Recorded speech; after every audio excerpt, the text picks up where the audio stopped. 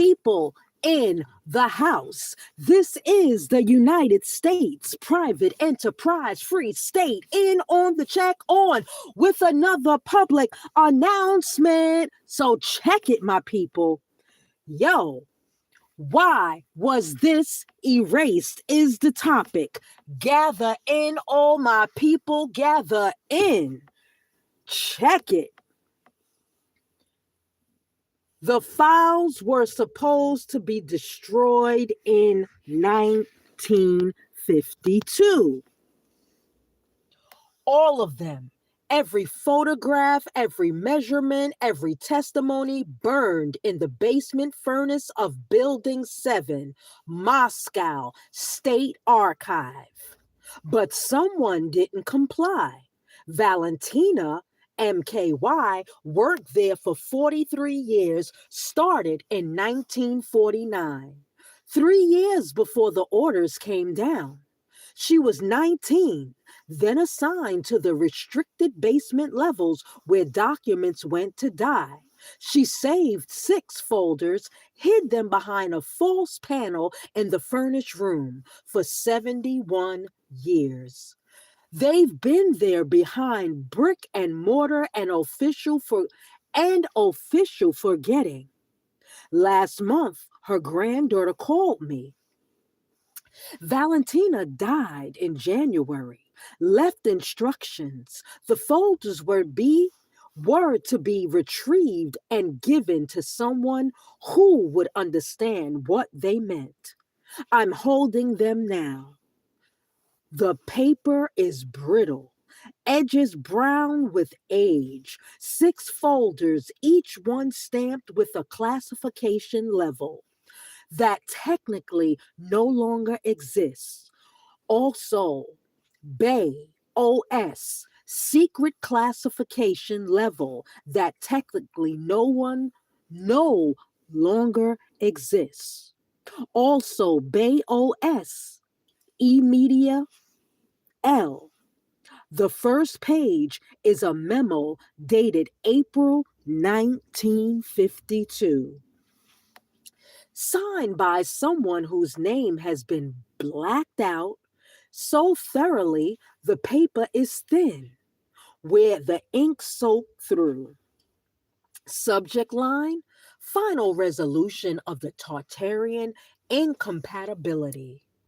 Incompatibility? That's the word they used. Not threat, not enemy, incompatibility. Like 2 operating systems that can't run on the same machine. Like matter and antimatter. One or the other, not both. The basement where these files were hidden is still there, 4 levels below street level, where Moscow's oldest foundations met bedrock. The furnished room where Valentina worked, where she was supposed to burn evidence of something that made the choice binary. They were more us. The Moscow State Archive sits on Bolshaya Street, a 7-story building that looks like every other Stalinist structure from the outside. Concrete, severe windows like narrow eyes, but below street level, it goes deeper than the official plans show for basement levels, then a 5th that doesn't appear on any blueprint filed after 1953. The elevator only goes up to B4. To reach B5, you take stairs behind a door marked electrical authorized personnel only. The stairs are narrow, concrete, walls painted, institutional green that's flaking, now showing older paint beneath. The temperature drops as you descend. The bottom, it's 12 degrees Celsius year round. The furnace room is at the end of the hallway that runs the length of the building. The furnaces themselves are silent now, cold for decades, but they're still there. Three of them cast iron large enough to burn entire file cabinets if you broke them down first. Valentina Miko, Miko, spent 43 years coming down to this room. First, she burned files. Later, after they installed newer systems upstairs to maintain the environmental controls that kept the basement stable. She's been dead 4 months, but her voice is on a recording her granddaughter made in December the 2nd, weeks before Valentina's stroke. I was 19, the recording says. The voice is thin, careful with each word. They brought the boxes down on carts, wooden crates. I counted 47 of them that first week. She pauses on the tape. Sound of the breathing slightly labored. The man who supervised, I never knew his name. We called him the overseer. He opened the first crate in front of me, showed me what was inside. Photographers, mostly documents, some things I didn't understand. Metal objects, crystalline structures. Another pause longer. You will burn everything, he said.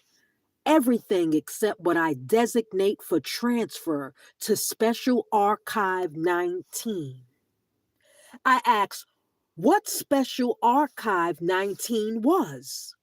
He looked at me like I asked what death was. It doesn't exist, he said. He said, that's the point. The tape has a time stamp. This part is 23 minutes in. I started burning one document at a time. Fodder. Graves curled and blackened. The smell was terrible. Not just paper, something else chemical. The metal objects melted, but they melted wrong, left residues that wouldn't burn away completely. Her voice drops lower. After 2 weeks, I started reading things before I burnt them. The overseer would leave me alone for 4 hours. I think he couldn't stand to watch. The documents were testimonies, measurements, descriptions of places and people, archaeological reports that had been classified immediately upon discovery. Silence for after 30 seconds. Then one folder had photographers of a dig site in Kazakhstan,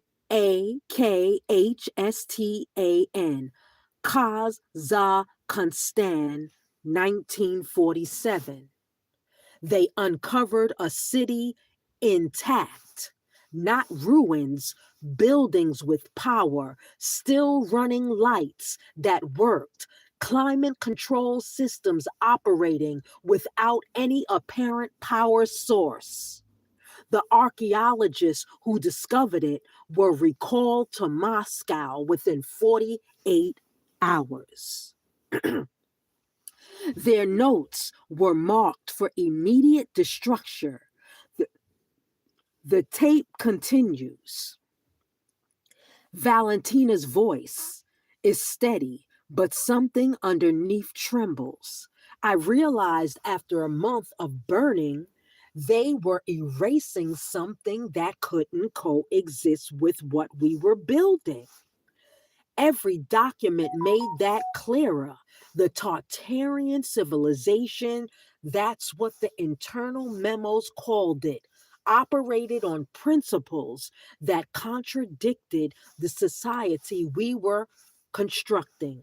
Their technology, their organization, their entire worldview. She takes a breath. Why are we destroying this? I asked the overseer. Once only, only once. He looked at me with something like pity because he said you cannot have two incompatible systems sharing the same world. One system must be erased for the other to survive. We chose our system. Valentina stopped burning documents in June 1952. By then, 46 of the 47 crates were ash. The 47th crate arrived on June 14th. The overseer never came down that day. She opened it alone. Inside were 6 folders marked with a classification above top secret. Strategic Incompatibility Assessment Final Recommendation. She hid them, replaced them with blank folders. She prepared, burnt the blanks, filled a completion report. For 71 years, they stayed behind that false panel. I knew what I was doing, her voice says on the recording. I was preserving evidence of the choice that was made to erase them so we could exist. The basement was quiet in a way that goes beyond absence of sound. The walls are thick. The ceiling is reinforced concrete from an era when they built things to last through bombardment. The silence has weight. Polta, Antolovic worked here too. Potanatolovic worked here too. Different era. He started in 1983, long after Valentina's time burning files. He was an archive specialist assigned to the restricted sections. He's 63 now, retired early in 2007 for medical reasons, were in the furnace room because he asked to meet here. You need to understand the space, he said on the phone where it happened. He's standing near the largest furnace, hands in the pockets of the heavy coat, despite the building's heating. My job was to maintain the closed collections, documents that existed but couldn't be accessed. We had entire sections like that cataloged, preserved, sealed. I spent 24 years managing files that no one was allowed to read. His breath is visible in cold air in 1989. During the reforms, there was a brief moment when we thought things would open up. There was talk of declassification. I was assigned to prepare inventories of the restricted collections, identify what could be released. He moves to one of the file cabinets along the wall. The metal is old, olive drab, edges worn.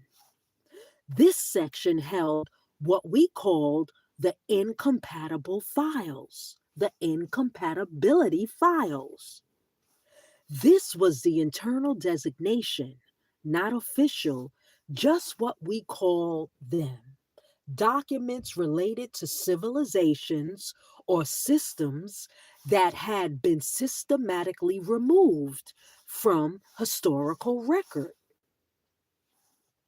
His hand rests on the cabinet handle, but doesn't open it.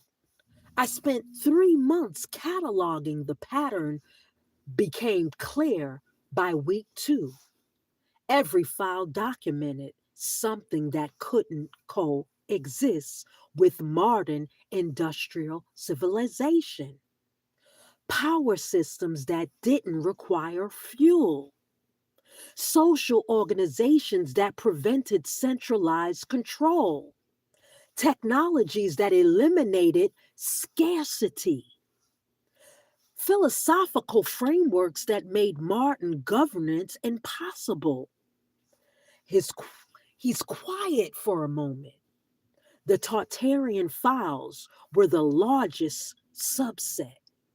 Hundreds of folders, archaeological evidence, anthropological studies, engineering analysis, all of it suppressed, all of it demonstrating the same, demonstrating the same thing.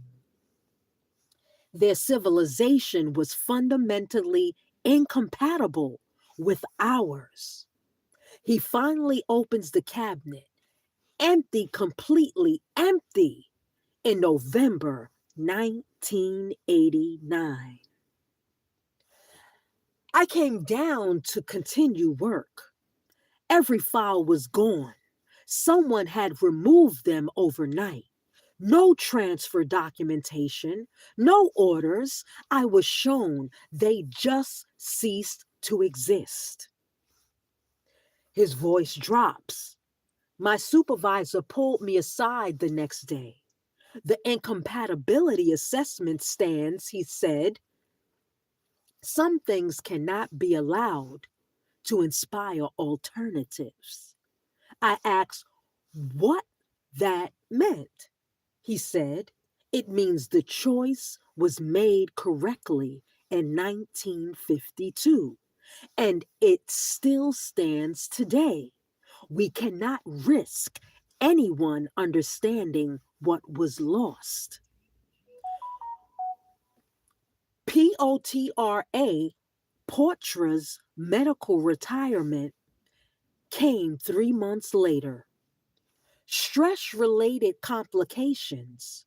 The official record says he won't specify what actually happened, just that he understood the message. They didn't want me understanding that Tartaria wasn't erased because they were dangerous. He says quietly, they were erased because they offered proof that another way was possible. That everything we built, the centralization, the control, the scarcity, the based economics wasn't inevitable. It was a choice. His hands are shaking slightly. And once you know another way existed and thrived, you start questioning whether the choice was right. That's what they couldn't allow. Not then, not now. I'm sitting in the furnace room with these 6 folders spread across a metal table. Valentina's folders, the ones that survived. The first folder contains photographs, black and white. Some color had faded to sepia, sepia. Images of structures that don't match any architectural style in conventional history. Buildings with seamless surfaces, no mortar, no joints, as if they were grown rather than built. Buildings with seamless surfaces, no mortar, no joints, as if they were grown rather than built. The second folder has measurements, engineering analysis dated 1/1947, dated 1/1947, 1949, thermal scans, material compositions, studies. Every analysis reaches the same conclusion, written in slightly different ways. Technology operates without apparent power source. Energy distribution systems incompatible with known physics. Recommended immediate classification and site neutralization. So it was site neutralization site. Site neutralization.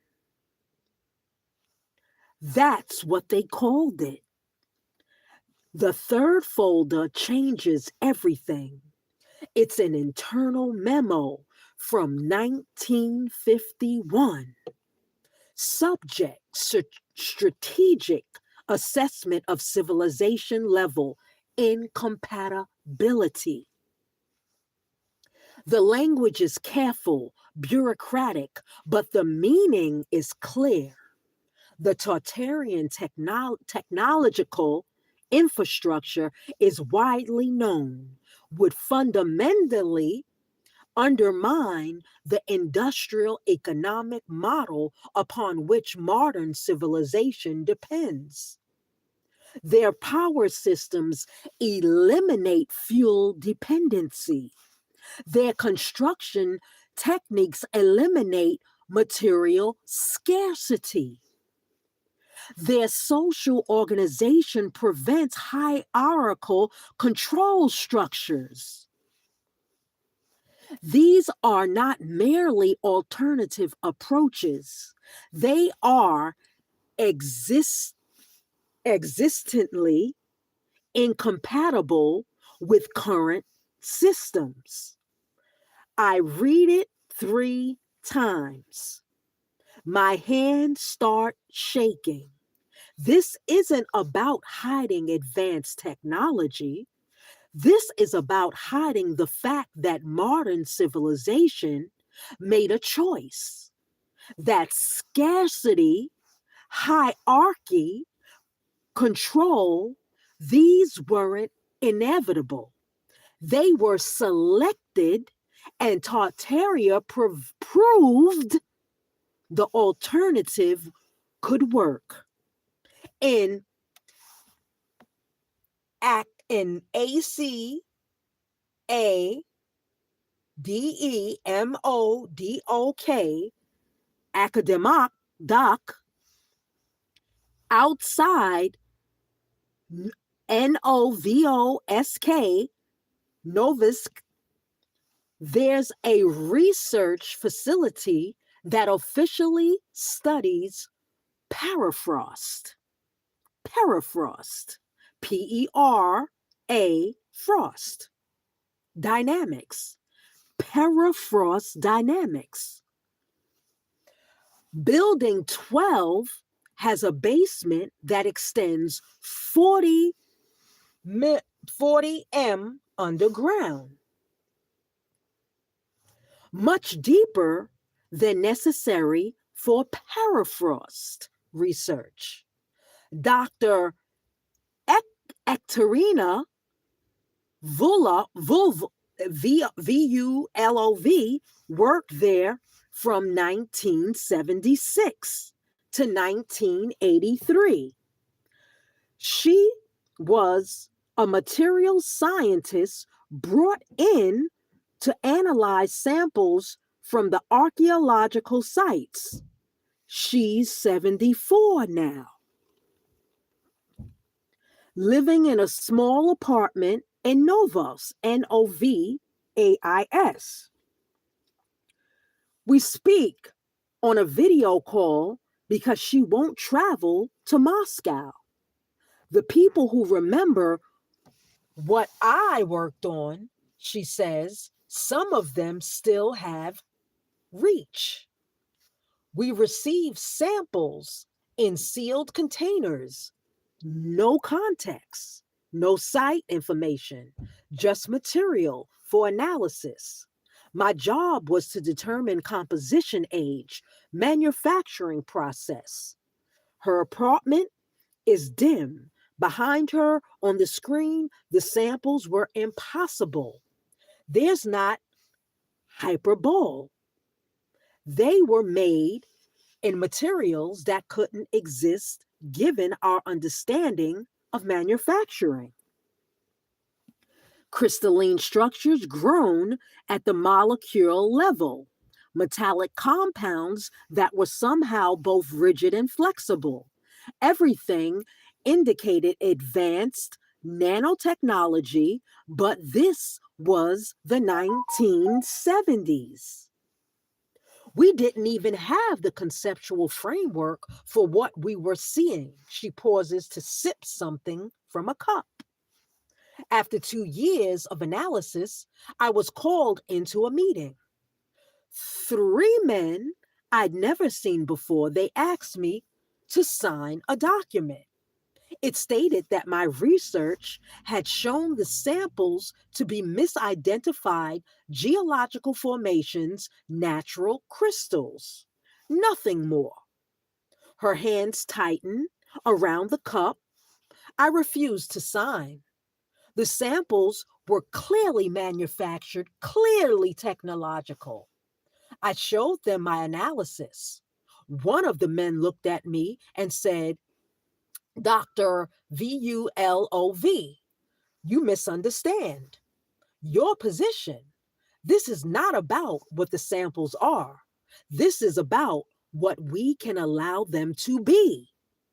She was reassigned 2 weeks later to a different facility.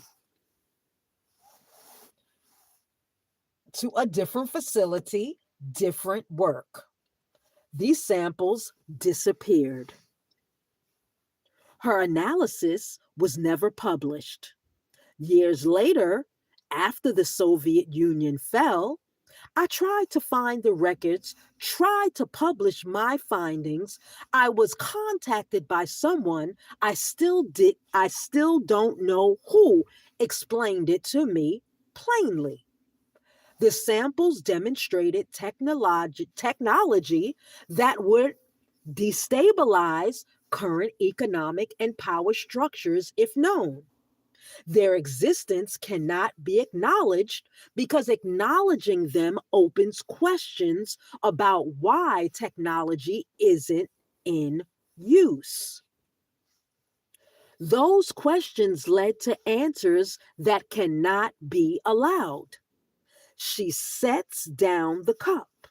Tartaria wasn't just erased from history, it had to be erased because it was proof that scarcity is manufactured. Scarcity, my people, is manufactured. Okay? That centralized power isn't necessary. That the systems we live in under are choices, not inevitabilities.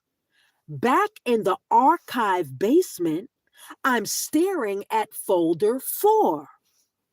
It contains minutes from a 1952 meeting.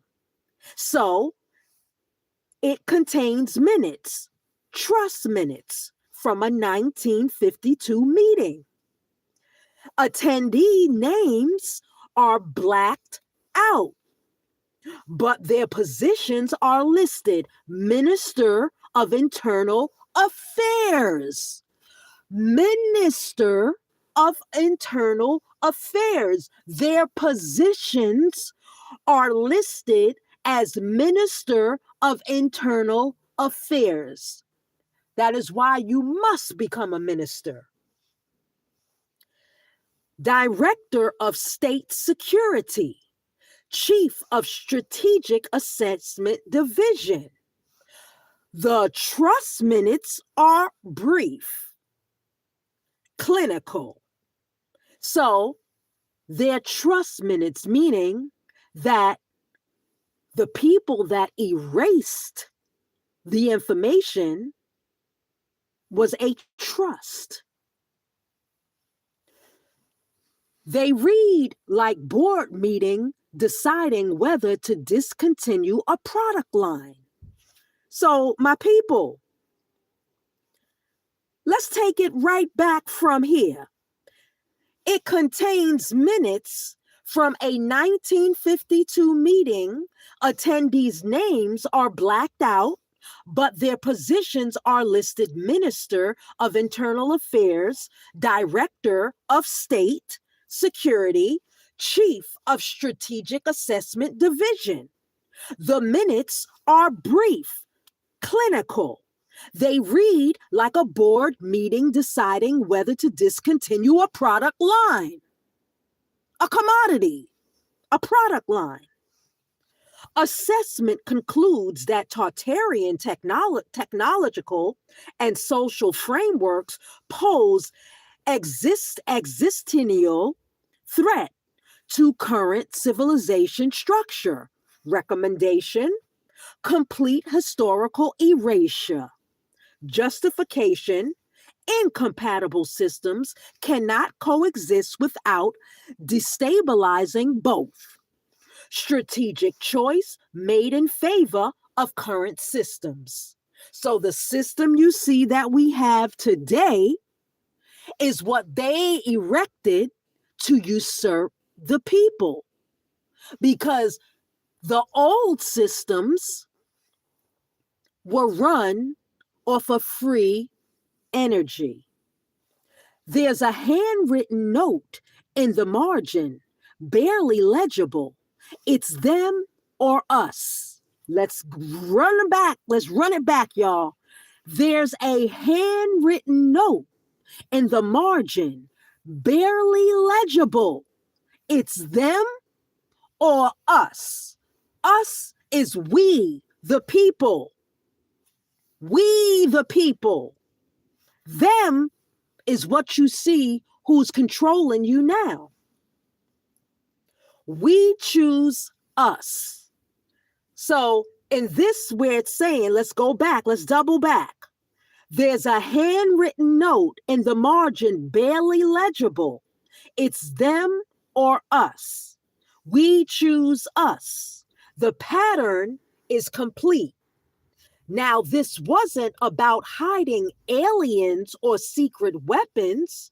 This was about hiding evidence that the world we live in, built on scarcity, on hierarchical control, on fossil fuel dependency, wasn't the only option, wasn't even the best option.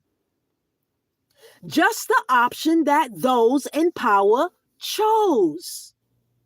Tartaria had to be erased because allowing people to know it existed would make them ask, why don't we live like that?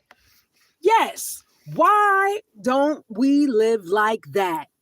Free. Why did we choose this instead? We didn't choose this. They chose this, and they classified us into this, what we are living in right now. Those questions don't have good answers. The furnished room has a small office attached. 2 rooms, really. One where the furnace operator would have maintained logs. Another seems to have been used for private meetings. There's a table in the second room. On that table, someone has left marks scratched into the wood surface. Numbers, dates, coordinates. Professor Dimmitri, first name, last name is Sakalov, knows about those marks. He used to teach Soviet history at Moscow State University. Used to past tense. Used to past tense. He's 68. Gray beard. Thick glasses. Hands that won't stop moving when he talks. I came down here in 2003. He says, standing in the doorway to that second room. I was researching suppressed archaeological sites from a book. Someone I never learned who sent me an anonymous package with this address and instructions to look for the furnace room. He steps inside, moves to the table, traces one of the scratch coordinates with his finger. These are locations, archaeological sites that were discovered and then immediately classified. I spent a year trying to verify them, traveling to some, requesting declassification of records for others. His finger stops on one set of numbers, 51.16, 51.16. 94 degrees north, 71.4. 94 degrees north, 71.4. 4491 degrees east, near ANA KAZAKHSTAN. This site was discovered in 1949. A construction crew building a dam. They found structures underground intact, buildings advanced, infrastructure. The site was classified within hours. The crew was reassigned to Siberia. Their families were relocated. The dam project was moved 40 kilometers west. He looks up from the table. I found 7 different sites like this, all discovered between 1945 and 1953.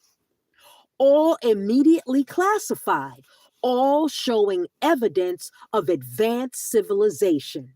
And in every case, the classification documents use the same phrase, incompatible with state development goals. Okay, let's repeat that. In every case, the classification documents use the same phrase, incompatible with state development goals. His hands finally still pressed against the table. I published preliminary findings in 2004. An academic journal, small circulation. The article argued that the Soviet state had systematically suppressed archaeological evidence that contradicted their development model, that they'd hidden proof of alternative civilizational approaches. He moves away from the table to the window that looks out of the basement corridor. My university position was terminated in 2005. Restructuring, they call it. Restructuring, they call it. My resource funding was pulled. Publishers who had expressed interest in my book stopped returning calls. I was effectively erased from academic life. His reflection in the window is tired. But before that happened, I reached a visitor, an old man, 80s maybe. He came to my office at the university, sat down without asking, and told me this. DIMMITRIS. Voice changes, becomes quieter. The sites you're investigating represent civilizational divergence. Tartaria developed along different principles than modern industrial society. Their technology assumed cooperation, not competition. Their infrastructure assumed abundance, not scarcity. Their social organization assumed distributed authority, not centralized control. He turns from the window. The old man continued. When modern civilization encountered Tartarian remains, a choice was made. Not a choice between good and evil, a choice between incompatible operational principles, like trying to run two operating systems on the same computer. One had to be deleted. We choose to delete Tartaria. Dimmitri's hands start moving again, agitated. I asked him why. Why not adapt? Why not learn? Why not integrate? His voice cracked slightly. He said, because their system threatened every power structure of modern civilization. Energy companies can't exist if power is abundant and decentralized. Financial systems can't function and scarcity is eliminated. Governments can't maintain control if authority is truly distributed. Tartaria didn't just offer an alternative. Tartaria's existence proved that all our scarcity, all our hierarchies, all our centralized control, it's all artificial, all chosen. That knowledge is more dangerous than any weapon. The old man left. The Dimmitri never saw him again, never learnt his name. But I understood then Tartaria wasn't erased from being wrong. They were erased for being right. All the ancient civilizations, my people, were erased for being right, for providing that another way works, for threatening just by existing to expose every foundation of modern power as a choice rather than necessity. Section 6, Evidence, Folder 5, contains what Valentina called the proof of continuation.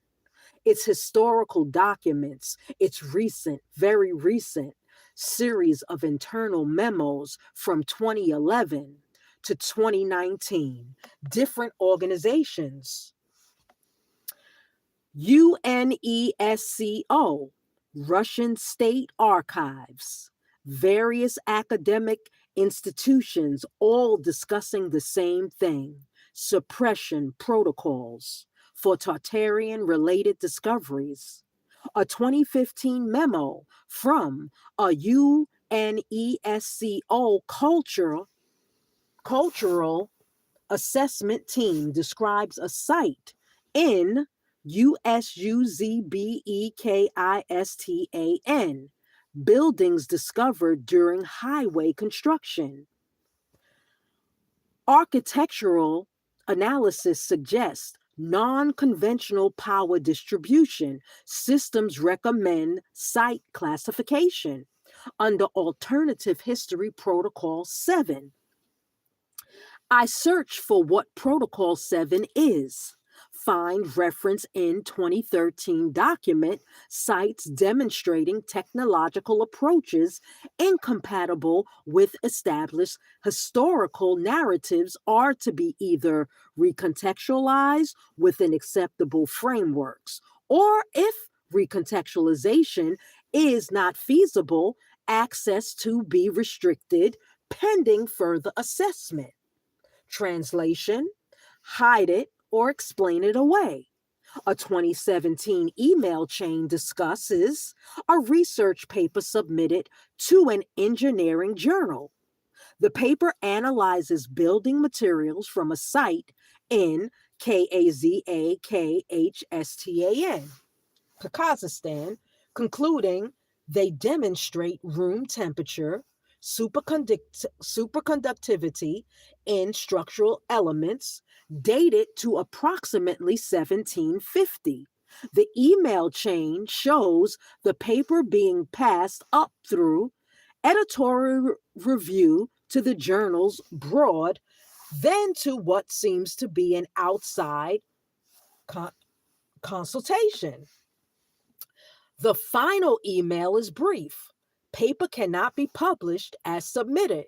Findings are incompatible with established material, science timeline, recommended rejection on methodical grounds. The researcher's response is included. My methodology is sound. These results are reproducible. You're rejecting this because it contradicts historical narrative, not because it's wrong. There's no reply to that email. Folder 6. It was the one Valentina's voice on the recording specifically mentioned. The last folder, she said, the one that made me understand the choice was still being made, still being enforced. It's a risk assessment from 2008. The header identifies it as from an organization called the Strategic Historical Integrity Group. You may want to look up the Strategic Historical Integrity Group. I can't find it in any record of this organization existing.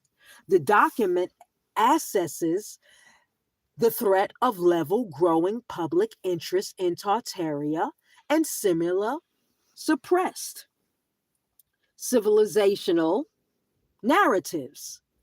Internet facilitated information sharing has created new vectors for alternative historical narratives to gain traction. The Tartarian hypothesis specifically poses strategic risk due to its implications regarding the document. Lists them energy systems independent of fossil fuels, construction techniques that eliminate materials scarcity, social organization models that prevent centralized control. There were no centralized banks because this banks right now is the central bank is the centralized control. Economic frameworks that function without induced scarcity. So if there were no central banks, there would be no scarcity.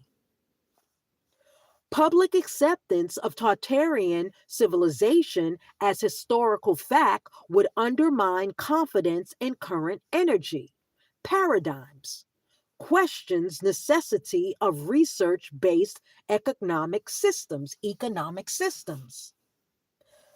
destabilize hierarchical governance models, create demand for alternative technological development, recommendation, continue active historical narrative management, ensure Tartarian hypothesis remains categorized as conspiracy theory, maintain academic gatekeeping, maintain academic gatekeeping, monitor and counteract information distribution. The document is 47 pages long. It's a manual for suppressing hierarchical truth. Sorry, it's a manual for suppressing historical truth. The final page has a handwritten note. The choice of 1952 remains valid, incompatible. Systems cannot coexist. Our civilization or theirs. Our civilization or theirs. So they erased our civilization, my people. We continue to choose ours. So they chose their civilization, which is a centralized bank, a centralized government that controls and creates scarcity. The basement is colder than it was an hour ago. Or maybe I'm just feeling the weight of these folders differently now. There's one more recording. Valentina made it separately 2 days before the long recording her granddaughter captured. This one is shorter, just 4 minutes. Her granddaughter found it on a separate device marked Final Testimony.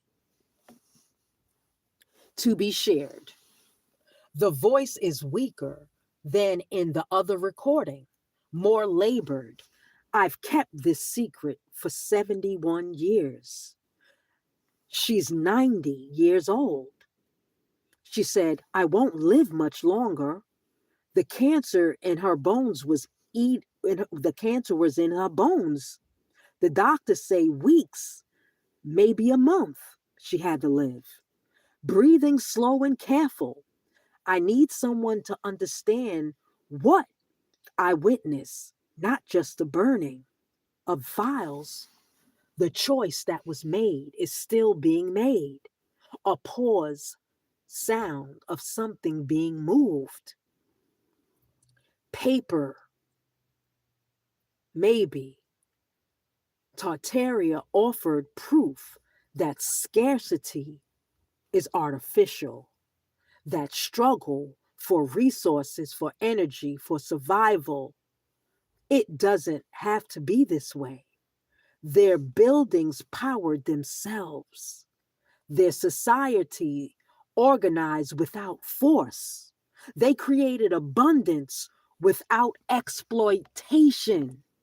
They created abundance without exploitation. Her voice is steady despite the weakness. But that proof threatened everything modern civilization is built on. Every power structure, every economic system, every justification for control. If people knew that abundance was possible, was proven possible, was hidden from them, the longest pause, yet almost 15 seconds, the men who ordered the burning, they weren't evil, not in the simple way. They believed they were protecting civilization. They believed that our system, despite its flaws, was survivable. And Tartarian knowledge, widely known, would destabilize everything, would make people demand change that the powerful couldn't control, a sound like papers being gathered. So they chose erase Tartaria, erase free energy, erase freedom. Protect our civilization. The more us, they choose us. Another pause. But I want you to understand every day we live with manufactured scarcity, with controlled resources, with justified hierarchy. These are the consequences of that choice. We could have learned from them. We could have adopted. We chose erasure instead. The recording has 30 seconds left. The recording has 30 seconds left. Then I saved these files because someone needed to know the choice was made. It's still being made that every time we're told there is no alternative, it's a lie. Built on the ashes of evidence that alternatives existed and thrived. The recording ends. The furnished room still smells faintly of ash. After 70 years, like the building remembers what burned here. I'm standing where Valentina stood in 1952, where she fed documents into the flames, where she watched evidence of another way of living turn to smoke. The 6 folders are in a bag at my feet. Valentina's granddaughter asked what I would do with them. I told her the truth. I don't know. Publishing them changes nothing materially.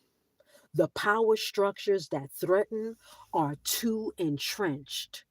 The systems they contradict are too fundamental to how modern civilization operates. These folders won't bring down governments or transform economies, but they proved the choice was made. That what Valentina wanted known, not that Tartaria was perfect, not that returning to their way is possible or even desirable, just that we choose consciously choose to erase proof that alternatives existed. Own choice, scarcity over abundance. Choose hierarchy over distribution. Choose control over cooperation. And we keep choosing. Every time alternative technologies are suppressed, every time social experiments and cooperation are undermined, every time someone asks, what if there's another way? And the answer is there isn't.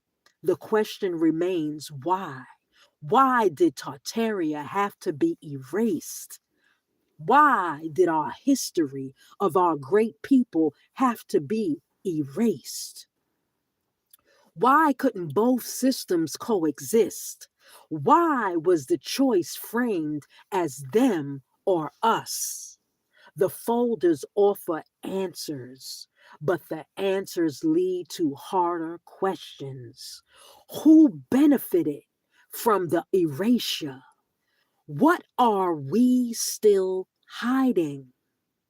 What other alternatives have been deleted?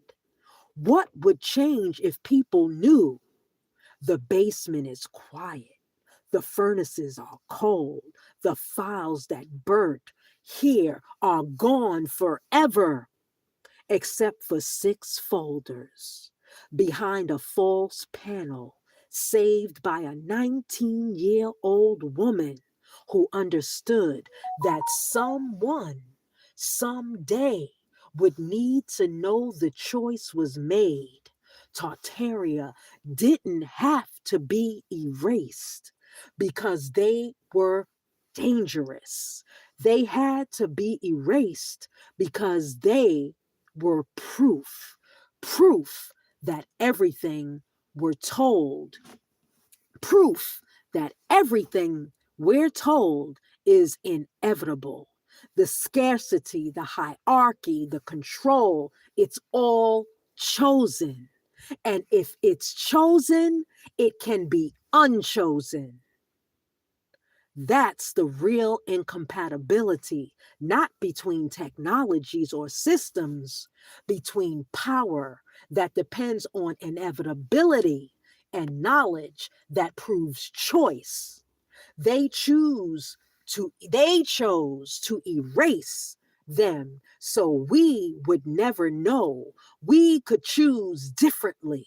The question that remains now that you know the choice was made. The choice was made.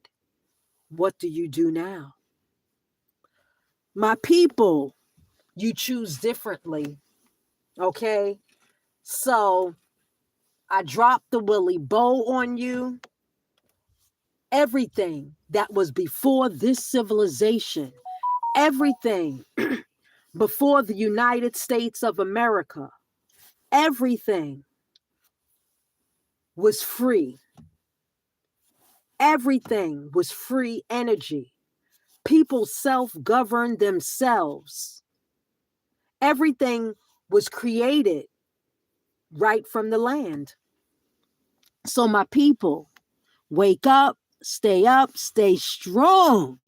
This is the United States Private Enterprise Free State. Big up to all my people in the chat. Yours, your for Stella, Keenan, Sport Drawing. Big up to all my people. How y'all doing? What is this? Gisele, big up. Road, what is it? RODAINAJ. Big up to everybody out there. So now you got some deep records that I've been doing deep research on. So now you have to create your own way. And our way is the treasury, my people. I'm going to come back at you with the treasury that was in Tartaria. Stay up, stay one, stay strong. 407-300-5377. If you need help with your status corrections, you need that consultation, $25 for 25 minutes, my people. We got you.